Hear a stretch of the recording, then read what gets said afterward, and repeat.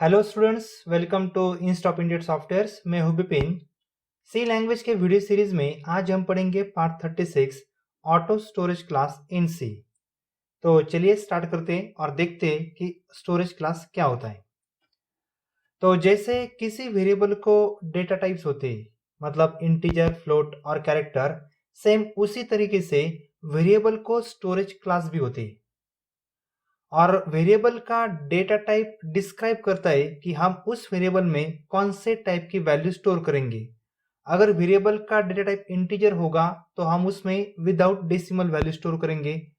अगर वेरिएबल का type float होगा तो उसमें हम डेसिमल वैल्यू स्टोर करेंगे, या फिर वेरिएबल का टाइप कैरेक्टर होगा तो हम उसमें कैरेक्टर वैल्यू स्टोर कर देंगे, अल्फाबेट स्टोर करेंगे।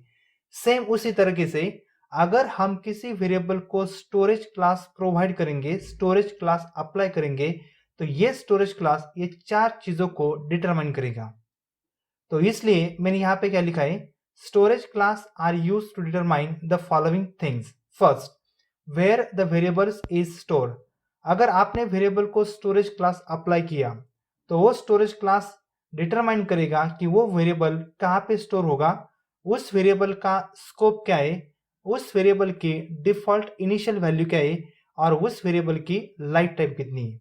ये चारों चीजें डिपेंड्स होती है स्टोरेज क्लास के ऊपर। तो आइए आप देखते हैं हम स्टोरेज क्लास के टाइप्स कौन से हैं। तो स्टोरेज क्लास के टोटल चार टाइप्स हैं: auto storage class, register storage class, static storage class and finally external storage class.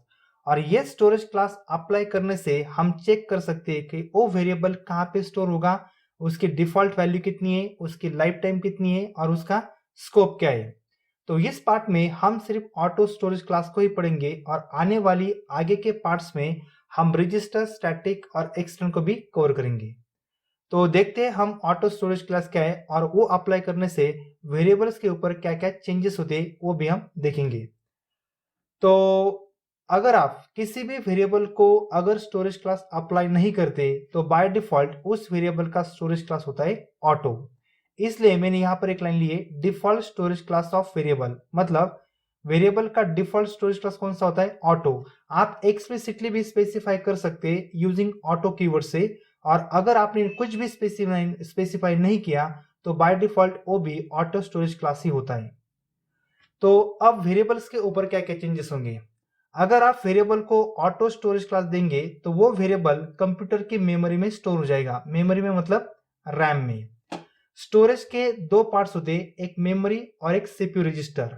और उसमें से अगर ऑटो स्टोरेज क्लास आप इस्तेमाल करते हैं तो स्टोरेज का लोकेशन होगा मेमोरी, रैम। उसकी डिफॉल्ट इनिशियल वैल्यू होगी 0। अगर आप वेरिएबल को कुछ भी वैल्यू पास नहीं करते और पास ना करते भी आप अगर उसको प्रिंट करेंगे तो उसकी डिफॉल्ट वैल्यू आपको प्रिंट हो जाएगी garbage. Auto storage class variable का स्कोप लोकल होता है और उस वेरिएबल की life time with in that function, मतलब जिस फंक्शन में आप डिक्लेयर करेंगे उसी फंक्शन तक उस वेरिएबल की लाइफ टाइम होगी। अब मैं आपको इन तीनों के प्रोग्राम्स दिखाता हूं, डिफॉल्ट, स्कोप और लाइफ टाइम। स्टोरेज का तो मैं आपको कोड नहीं दिखा सकता, लेकिन इन तीनों का मैं आपको एक एक कोड दिखाता हूं और आपको समझाता भी हूं। तो चलिए देखते हैं पहला कोड डिफॉल्ट इनिशियल वैल्यू का। ठीक है, तो ये कोड है डिफॉल्ट इनिशियल वैल्यू का। मैंने ऑलरेडी कोड टाइप करके रखा है, आपको सिर्फ मैं यहाँ पे समझाऊंगा। तो क्या हो रहा है देखिए, इस फंक्शंस में, वाइड मेन फंक्शंस में मैंने यहाँ पर एक इंटीजर n वेरिएबल डिक्लेयर किया हुआ है और इस इंटीजर वेरिएबल के पहले मैंने कोई भी स्टोरेज क्लास यूज नहीं किया। तो कोई भी स्टोरेज क्लास यूज नहीं किया, इसलिए उसका डिफॉल्ट स्टोरेज क्लास कौन सा हो जाएगा? ऑटो। अगर आपको लिखना है ऑटो तो आप ऑटो कीवर्ड भी लिख सकते, नहीं लिखा तो भी चलेगा। और इस n वेरिएबल्स में मैंने कोई भी वैल्यू स्टोर नहीं की, मतलब ये ब्लैंक वेरिएबल है और ब्लैंक होने के बावजूद भी मैं उस वेरिएबल को इस लाइन पे प्रिंट कर रहा हूं। तो अगर आप ऑटो स्टोरेज वेरिएबल्स में कोई भी वैल्यू स्टोर नहीं करेंगे और उसको डायरेक्टली एक्सेस करेंगे तो ऐसे टाइम आपको उस वेरिएबल की वैल्यू गार्बेज प्रिंट हो जाएगी। अब गार्बेज क्या होता है? गार्बेज मतलब अनप्रिडिक्टेबल। हम गेस नहीं कर सकते कि उसमें कौन सी वैल्यू प्रिंट हो जाएगी। कंप्यूटर टू कंप्यूटर ये वैल्यू चेंज हो जाएगी। मैं अगर मेरे कंप्यूटर पे रन करूंगा तो मुझे कुछ अलग आउटपुट आ जाएगा, अगर आप आपके कंप्यूटर्स पे रन करेंगे तो आपको भी कुछ अलग आउटपुट आ जाएगा। लेकिन ध्यान रखिए, यहाँ पर एरर्स प्रिंट नहीं होगा, एरर्स नहीं आएगा, आउटपुट प्रिंट होगा हाँ, लेकिन वो वैल्यू कौन सी होगी? Garbage value. तो ये था फर्स्ट पॉइंट। अब हम सेकंड एग्जांपल को देखेंगे और वहां पे जानेंगे कि स्कोप क्या होता है। तो देखिए यहां पर क्या हो रहा है, मैंने इस कोड में हमारा जो एक नॉर्मल फंक्शन है वाइड मेन वो तो लिखा है, और इसके साथ ही मैंने एक वाइड डिस्प्ले नाम का फंक्शन भी लिखा है। यहाँ पर आपको वाइड डिस्प्ले फंक्शन का डिक्लेरेशन दिखाई देगा होगा। यहाँ से मैंने डिस्प्ले फंक्शंस को कॉल किया है और यहाँ पर मैंने डिस्प्ले फंक्शंस की बॉडी लिखी है। अब मैं यहाँ पर फंक्शन को एक्सप्लेन नहीं करने वाला। अगर आपको फंक्शंस के बारे में कुछ जानना है तो इसी सीरीज को सीरीज के पहले कुछ पार्ट्स में आप फंक्शंस को पढ़ सकते हैं। मैं यहाँ पर आपको सिर्फ ऑटो स्टोरेज क्लास के बारे में ही बताने वाला हूँ। ठीक है, तो फंक्शन डिक्लेयर भी किया, उसको मैंने कॉल भी किया और यहाँ पर मैं फंक्शंस की बॉडी भी लिख रहा हूँ। तो अब क्या होगा, आप इस वेरिएबल को देखिए इंटीजर n इक्वल्स टू 5। मैंने कौन सा भी स्टोरेज क्लास अप्लाई नहीं किया, इसकी वजह से इसका स्टोरेज क्लास कौन सा हो जाएगा, ऑटो। तो ऑटो का मतलब हमने उस वेरिएबल को जिस फंक्शंस में डिक्लेयर किया है, हम उस वेरिएबल को सिर्फ उसी फंक्शंस में यूज कर सकते हैं, उसी ब्लॉक में। तो इंटीजर n वेरिएबल ये वाइड मेन फंक्शंस में, वाइड मेन के ब्लॉक में, इसकी वजह से हम उस वेरिएबल को सिर्फ उसी के फंक्शंस में यूज कर सकते हैं। आप फंक्शन की जगह पे ब्लॉक भी लिखेंगे तो उस वेरिएबल का स्कोप उसी ब्लॉक में लिमिटेड हो जाएगा। तो इस वेरिएबल को हम वाइड मेन के बाहर एक्सेस नहीं कर सकते। जैसे कि मैंने लाइन नंबर 13 में एक्सेस किया हुआ है वैल्यू ऑफ n, लेकिन ये वेरिएबल आपको यहाँ पर एक्सेस नहीं होगा क्योंकि वो उस वेरिएबल को हमने डिक्लेयर किया है मेन में। इसकी वजह से उसका स्कोप सिर्फ मेन फंक्शन तक ही होगा, और अगर आप उसको बाहर एक्सेस करेंगे तो आपको आउटपुट में एरर प्रिंट हो जाएगा, और एरर क्या होगा, अनडिफाइंड वेरिएबल n। अगर आप इस वेरिएबल को इस फंक्शन में प्रिंट करेंगे ना तो प्रिंट हो जाएगा, लेकिन उस फंक्शन के बाहर प्रिंट नहीं होगा।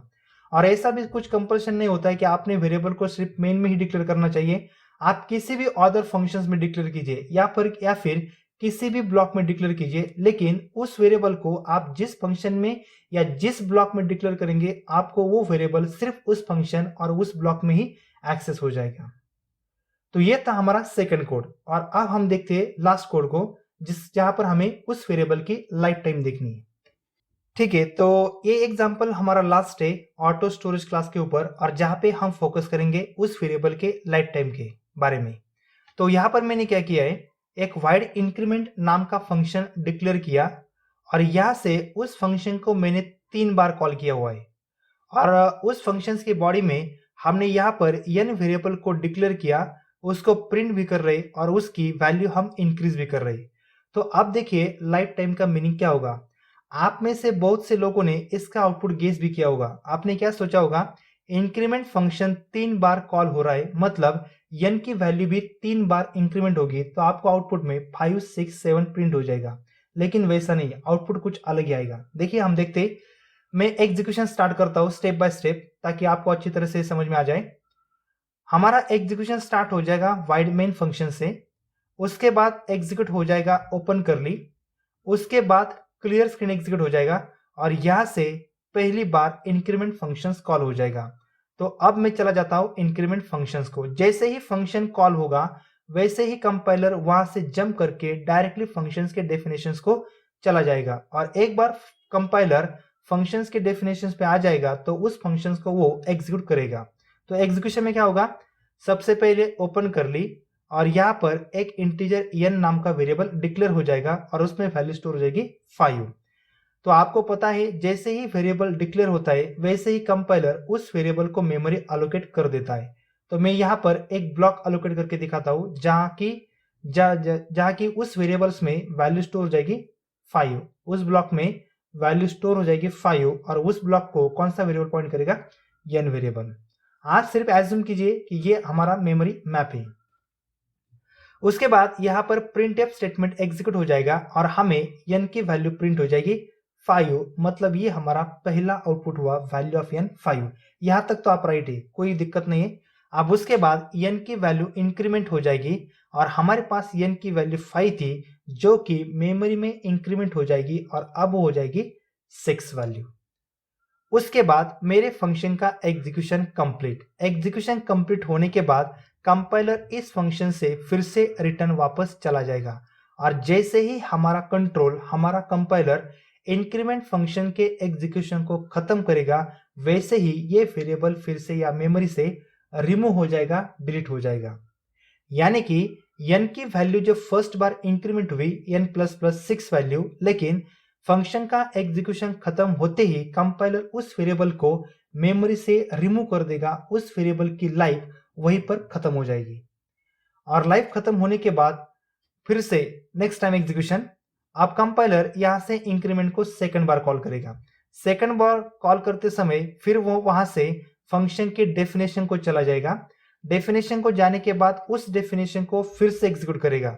फिर क्या हो जाएगा, ओपन कर ली, फिर से यहां पर n वेरिएबल डिक्लेयर हो जाएगा सेकंड टाइम। अब फिर कंपाइलर मेमोरी में एक ब्लॉक अलोकेट कर देगा, उस ब्लॉक में वैल्यू स्टोर हो जाएगी 5 और उस ब्लॉक को पॉइंट करेगा n वेरिएबल। मतलब यहां पर फिर से न्यू वेरिएबल क्रिएट हुआ। वेरिएबल क्रिएट होने के बाद कंपाइलर फिर से प्रिंटफ स्टेटमेंट को एग्जीक्यूट करेगा और हमें आउटपुट में प्रिंट कर देगा वैल्यू ऑफ n। अब आप सोचेंगे पहले वैल्यू 6 हुई थी तो यहाँ पर हमें भी 6 प्रिंट होगा, लेकिन वैसा नहीं है। पहला वेरिएबल ऑलरेडी डिलीट हो चुका है। आप कंपाइलर हमें न्यू वेरिएबल की वैल्यू प्रिंट कर देगा, जो कि फिर से हमें 5 ही प्रिंट होने वाली है। अब 5 प्रिंट होने के बाद फिर से n प्लस प्लस और n की वैल्यू फिर से इंक्रीमेंट हो जाएगी। तो मेमोरी में 5 वैल्यू है, कंपाइलर इसको भी इंक्रीमेंट कर देगा और वैल्यू हो जाएगी 6। उसके बाद फंक्शन का एग्जीक्यूशन कंप्लीट। जैसे ही एग्जीक्यूशन कंप्लीट हो जाएगा, कंपाइलर उस वेरिएबल को मेमोरी से डिलीट कर देगा, उस वेरिएबल की लाइफ वहीं पर ही खत्म हो जाएगी। फिर से कंपाइलर रिटर्न चला जाएगा। रिटर्न जाने के बाद फिर से इंक्रीमेंट फंक्शन को थर्ड टाइम कॉल करेगा। जैसे ही फंक्शन थर्ड टाइम कॉल हो जाएगा, increment function compiler increment functions की तरफ चला जाएगा, बॉडी की तरफ जाएगा, फिर उसके बॉडी को एग्जीक्यूट करेगा। ओपन कर ली और यहां पर फिर से third time integer n variable declare हो जाएगा। जैसे ही n वेरिएबल डिक्लेयर हो जाएगा, कंपाइलर उस वेरिएबल को भी मेमोरी अलोकेट कर देगा और वहां पर वैल्यू स्टोर देगा 5। मतलब अब ये फिर से न्यू वेरिएबल क्रिएट हुआ। जैसे ही कंपाइलर प्रिंटफ स्टेटमेंट को एग्जीक्यूट करेगा तो हमें value of n, new value फिर से कितनी प्रिंट हो जाएगी, 5 ही प्रिंट हो जाएगी। और उसके बाद n प्लस प्लस मतलब n की वैल्यू अब हो जाएगी 6 होने के बाद इस फंक्शन का एग्जीक्यूशन कंप्लीट। जैसे ही एग्जीक्यूशन कंप्लीट हो जाएगा, कंपाइलर इस ब्लॉक को भी रिमूव कर देगा, इसकी लाइफ भी यहाँ पर वो खत्म कर देगा। अब फंक्शन का एग्जीक्यूशन कंप्लीट, कंपाइलर फिर से रिटर्न चला जाएगा। उसके बाद गेट ch और हमारा मेन का करली क्लोज हो जाएगा। जैसे ही हमारा मेन का करली क्लोज हो जाएगा, वैसे ही हमारा प्रोग्राम का एग्जीक्यूशन भी स्टॉप हो जाएगा। लेकिन आप आउटपुट को ऑब्जर्व कीजिए, हमें आउटपुट में कितना प्रिंट हुआ, 5 5 5। मतलब वेरिएबल की वैल्यू इंक्रीमेंट नहीं, इंक्रीमेंट हुई थी, वेरिएबल की वैल्यू इंक्रीमेंट हुई थी, लेकिन फंक्शन का एग्जीक्यूशन कंप्लीट होने की वजह से कंपाइलर ने उस ब्लॉक को डिलीट कर दिया। इसकी वजह से हमें न्यू आउटपुट में 6 7 वैल्यू प्रिंट नहीं हुई, वहां पर हमें 5 5 प्रिंट हो जाएगी, 5 5 ही प्रिंट हो गई। ठीक है, तो आपको ये तीनों पॉइंट आपके समझ में आए होंगे। डिफॉल्ट इनिशियल वैल्यू पहले प्रोग्राम में कितनी प्रिंट होती है, हमें गार्बेज वैल्यू। सेकंड में वेरिएबल का जो स्कोप था वो कैसा था, लोकल था। तो हमें आउटपुट में, मैंने जो आपको सेकंड एग्जांपल सिखाया उसमें हमें आउटपुट में एरर प्रिंट हुआ था, क्योंकि हमने वेरिएबल डिक्लेयर किया था मेन में और उसको एक्सेस किया था हमने डिस्प्ले में, जो कि पॉसिबल नहीं था क्योंकि उसका स्कोप कैसा है, लोकल। और सबसे लास्ट पॉइंट में हमने लाइफ टाइम देखी थी, जिसमें वेरिएबल की वैल्यू इंक्रीमेंट हुई नहीं, हमें आउटपुट में 5 5 और 5 प्रिंट हुआ, क्योंकि फंक्शन का एग्जीक्यूशन खत्म होने के बाद कंपाइलर उस वेरिएबल के ब्लॉक को मेमोरी से रिमूव कर देता है, उसकी लाइफ को खत्म कर देता है। ठीक है, तो इस पार्ट में इतना ही था। अगर आपको ये पार्ट पसंद आया हो तो इस पार्ट को लाइक और मेरे चैनल को सब्सक्राइब करना मत भूलिए। Thank you.